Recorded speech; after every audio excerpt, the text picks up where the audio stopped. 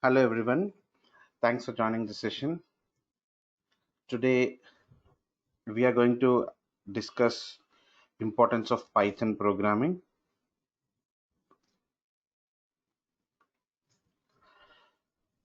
So what is Python?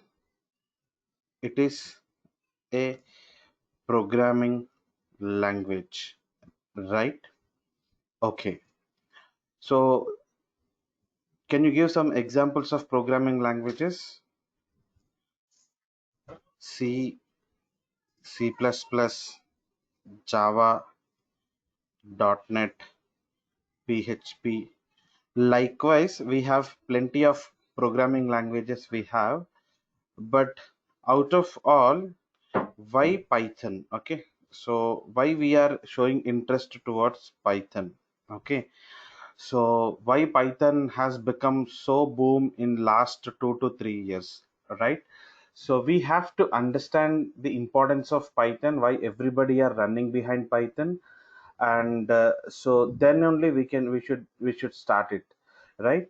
So to understand the importance of Python programming, you have to know types of programming languages. Okay, so programming can be done in how many types? Okay, types of programming languages.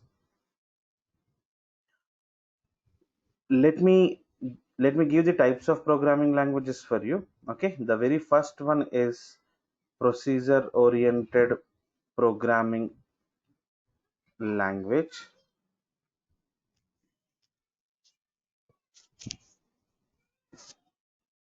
and second one is object oriented programming language.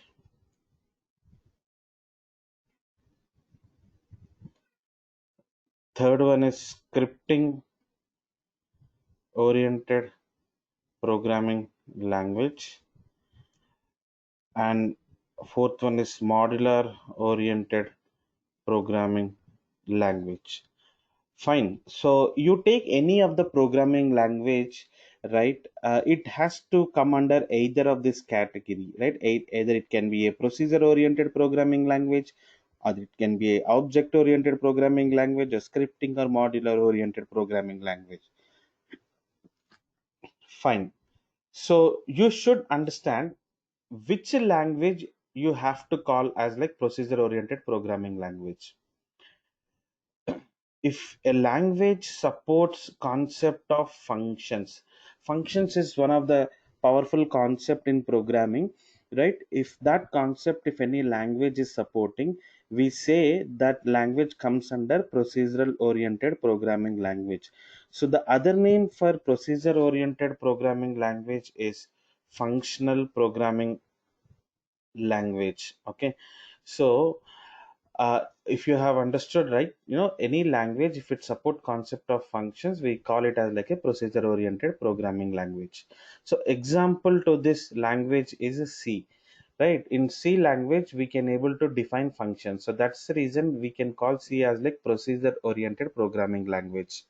Now let's try to understand what is object oriented programming language. So in the same sort of understanding, if a language support concepts of OOPS, then we call it as object oriented programming language. The best example for this is Java, right? Java is one of the pure object oriented programming language, right? So that is how. Now let's move on with the third point, scripting oriented programming language. Which language we call them as like a scripting oriented programming language? Let me tell you, if a language, if it is interpreter dependent, okay, if a language, if it is interpreter dependent, then you call that language as like scripting oriented programming language. So what do you mean by interpreter dependent, sir? So let me explain that interpreter dependent. uh, you know See, to execute a program, okay, to execute a program, we should follow some steps. Okay, we should follow some steps, right? If you're aware of programming, if you know, like C language, right? So when you write a program, you will perform two steps. Okay, step number one is, compilation. You will compile your code. So compilation will be done by compiler. Compiler is one program which comes in along with your programming language when you install. So what do we do is we compile program, and step two is we execute program or run program. So this execution of the program will be done by interpreter. So interpreter is also a program which comes along with your programming language software, right? When you install any programming language in your computer, automatically that language related computer and interpreter, both programs gets installed. Okay, with the help of this compiler and interpreter, your program gets execute. Fine. So this is the story of any language. Let's say example is a C language or Java language. Okay, right. So then what is scripting language? In scripting lang if it is scripting language, if it is scripting language,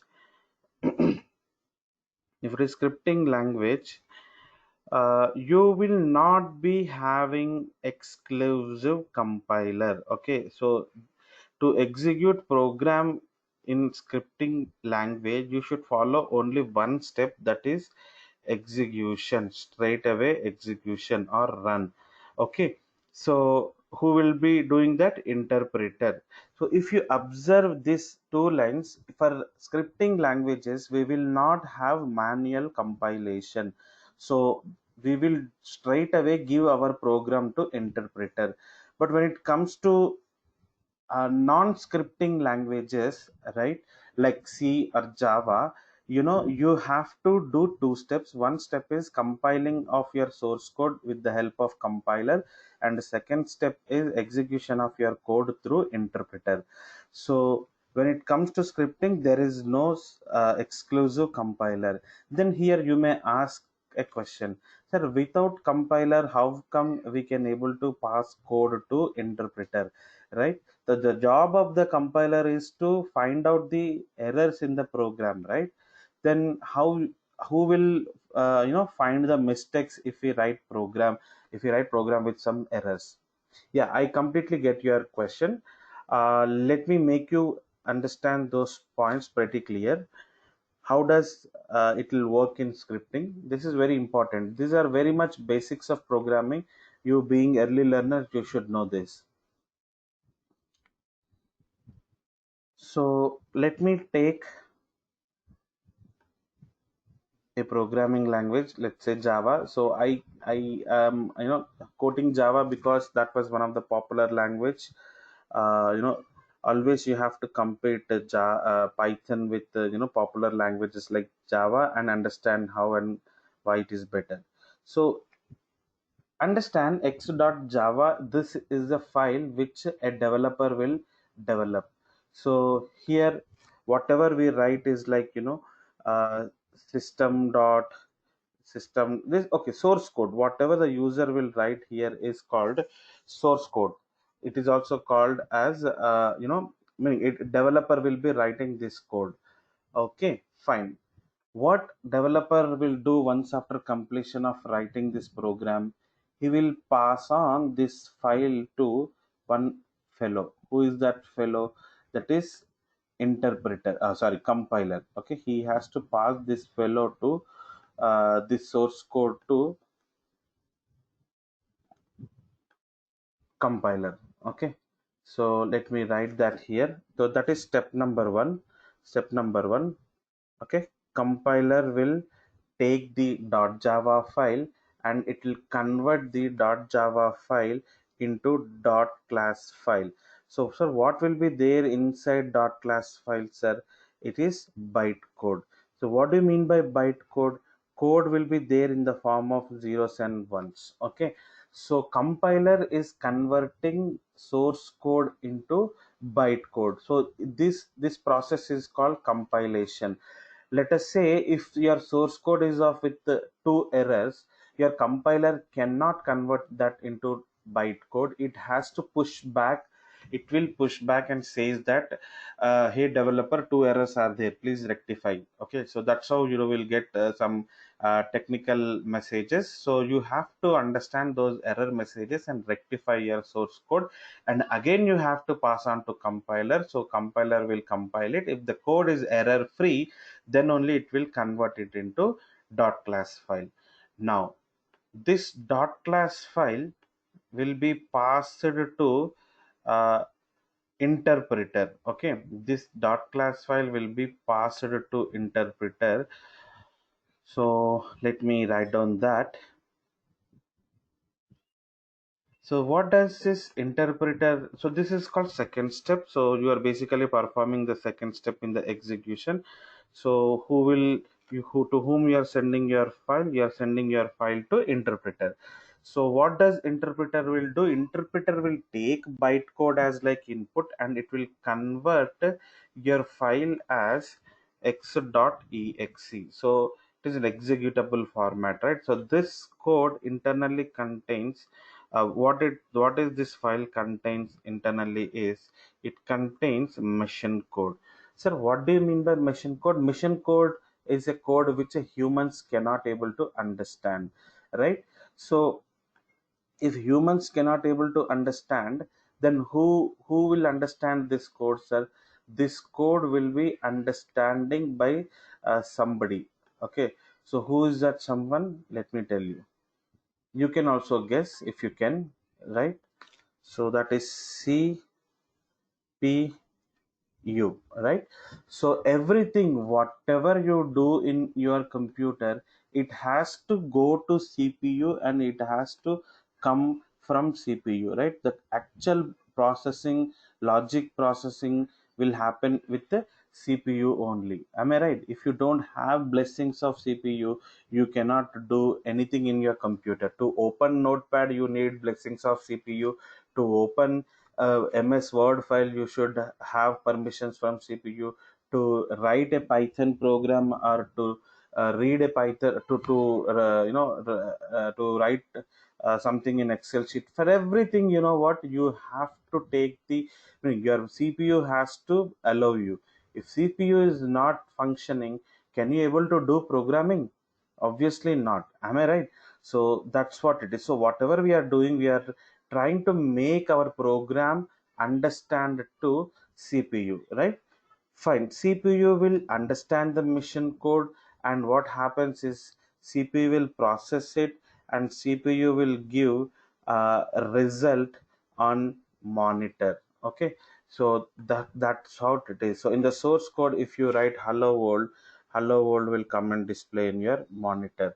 So this is what the execution procedure any language follows. To that matter, here I have explained with Java program, right? So, sir, is a scripting language?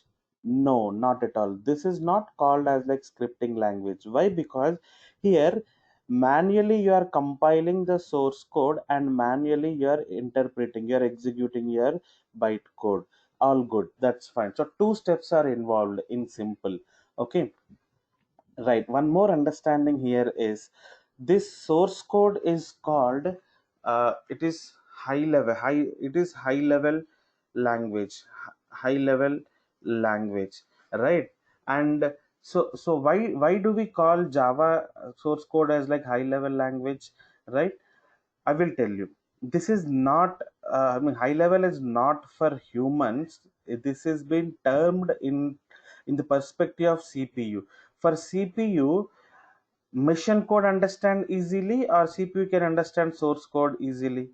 Obviously. So here machine instructions can be understand by CPU very easily. So if this is source code, it CPU cannot able to understand, right? So when CPU cannot able to understand your source code, we call source code is high level for CPU. Okay, understanding source code is very tough for CPU. That is the reason we call it as like low level language. If you're familiarized with the kit programming, or like embedded C kind of programming, so there you directly dump instructions on CPU only. So such a sort of languages are called low level languages, right? So I hope you have understood what is high level language and low level language, right? Low level language is language which we directly write instructions which in single step your CPU can able to understand. Okay, high level language means your high level language which is so far for CPU to understand. So what we are technically doing is we are converting our high level language, that is our source code, into low level language, that is machine code. All because why we are doing is to make all the programming steps understand to your CPU. Fine. So that is what the process is called in between. This is called simply execution process. Fine. So this is not a scripting language. Now I am going to explain you how does scripting languages takes place. See, imagine there is a file here.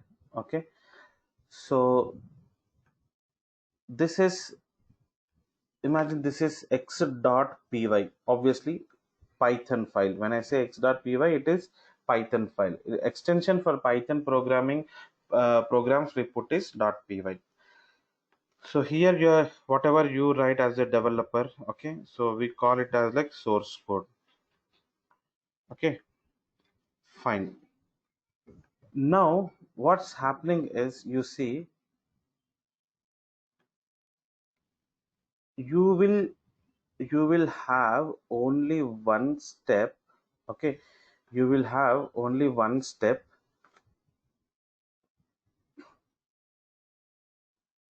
What is that one step? Let me tell you. So you will give your file straight away to your interpreter. Step one.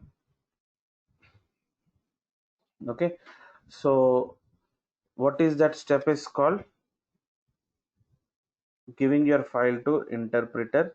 Okay, so here you may ask, right? I was asking this question only, sir, if it is scripting language, you're saying only interpreter will be there, then who will execute the source code, right? So who will check the errors of the source code, right?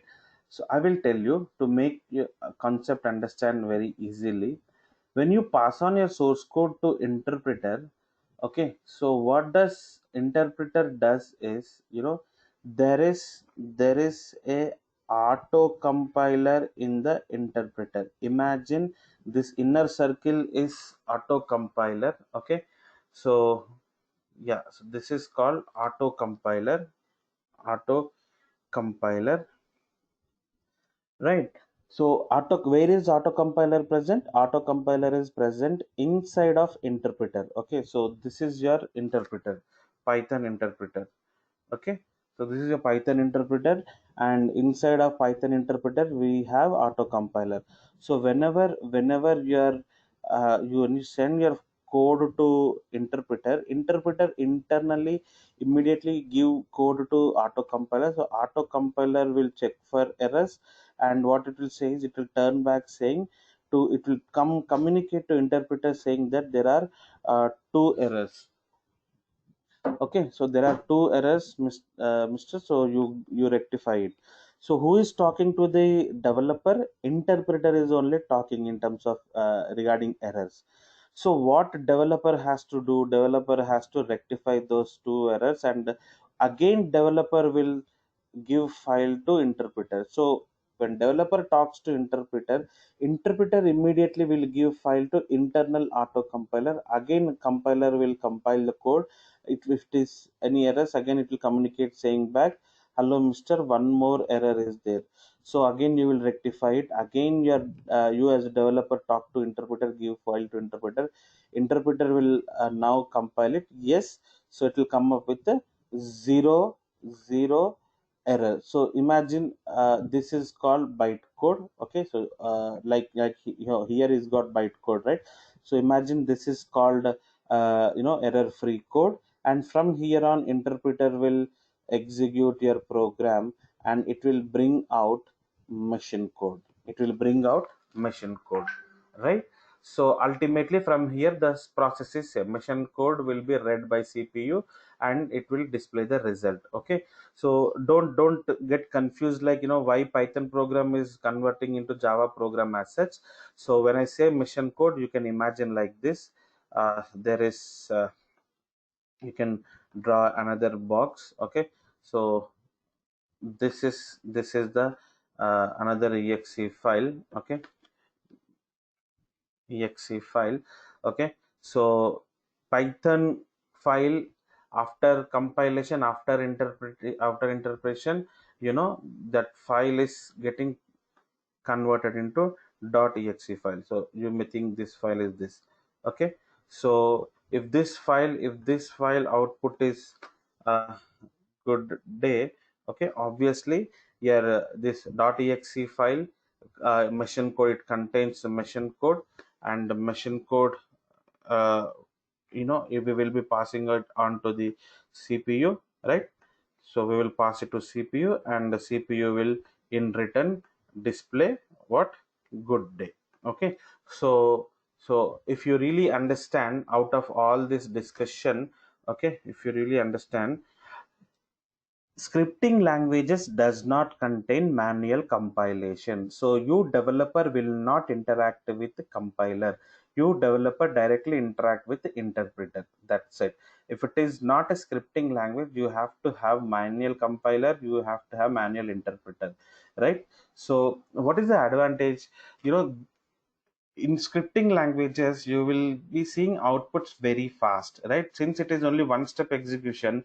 Okay, so quickly you can able to execute your scripts, your code. Okay, fine. And by the way, Python scripting and Python programming, is these two are different? No, Python scripting means and programming means both are same. Don't ever think that I have learned Python programming all the while, and in the interview, that fellow has asked, "Do you know Python scripting?" and I could not able to answer anything. You should not end up into that sort of situations. Python scripting or Python programming, I means both are same. So since it is like interpreter dependent, so we can also call scripting language, right? Python is a scripting language. So example straight away I can write here Python, as I have already clearly explained. So last point here, modular oriented programming language. If any language supports concept of modules, then we call it as like modular oriented programming language. So modular v3 is one language which started supporting modules concept, and then from there on, actually, Python also started supporting.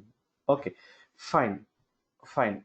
So I kind of explained types of programming languages for you, and examples as well, along with examples. Now tell me where exactly Python fits. Anyways, half of the languages I have given as like example. Python is an example of scripting and modular. Okay, now tell me, can I write Python here? Okay, so before Python, is there any language which supports point one as well as point two? So can I write can I write C language here? No, you cannot write. Why? Because C does not support object oriented programming. If it supports, you can write. But actually speaking, C does not support object programming. Okay, can I write Java here? No, you cannot write Java there. Why? Because C does not support Java does not support concept of functions. So when the Java does not support concept of functions, you cannot able to write Java in the point one. Is there any language which supports both point one and point two? That is, it should support functions, and it should also support oops. Yes, C++ is one language I can say, where you using C++ you can write functions, and at the same time you can also build object oriented programming. Okay, so can I write C++ here? No, you cannot write C++ here because C++ is not scripting language. C++ contains exclusive compiler, so obviously that does not come under scripting category. So you are not supposed to write C++ under scripting category. At the same time, C++ does not support modules concept. So basically, C++ is restricting only for two. So is there any language which supports all types of programming concepts? If you want to find out is there any language which should support all types of programming concepts, that is none other than Python. Yeah, you can write Python in point one.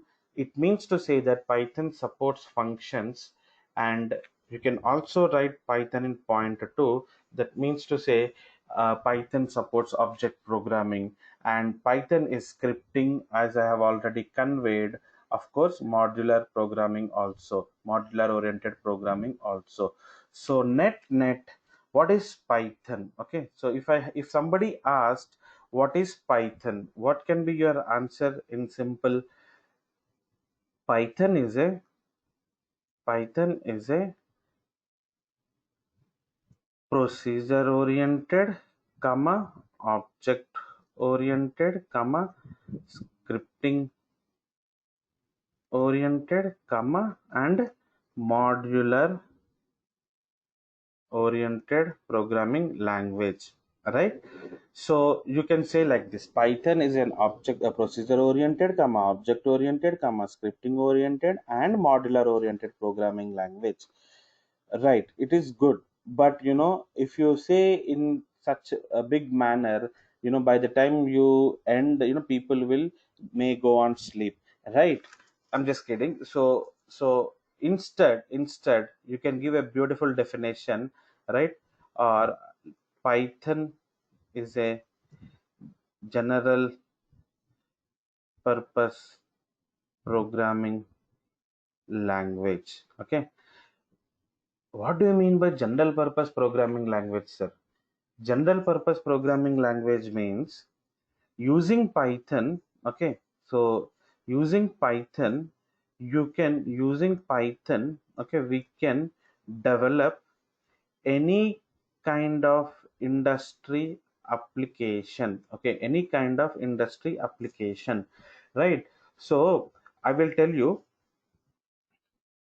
X projects we have to use procedure oriented programming languages only. For y kind of projects, okay, for y kind of projects we have to use object oriented programming languages only, right? So people should specifically think of the languages which are restricted to procedure. Then they have to go and choose that language like C. Okay, right. If people has to choose, like, project language for Y project, they have to again choose a language which is better in object programming, so they have to choose Java, right? In this kind of scenario, what Python is saying is, hey guys, come and choose me, right? If you choose me, I can able to help you in building both of your X and Y projects. Imagine this X and Y projects have come to only one company, right? So this company, they don't need to go for C and Java like two programming languages. Instead, if they can go with one programming language, it's enough. That is Python. I hope you have understood. Right. So now one last point I would like to convey.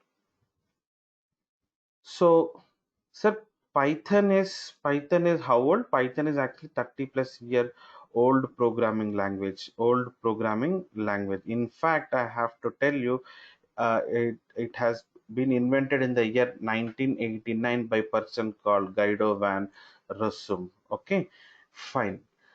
Okay, if it is 1989, 30 plus year old programming language, why boom has come in only last last 2 to 3 years? Okay, why not in 2010 or 2005? Those days, why Python was not so popular?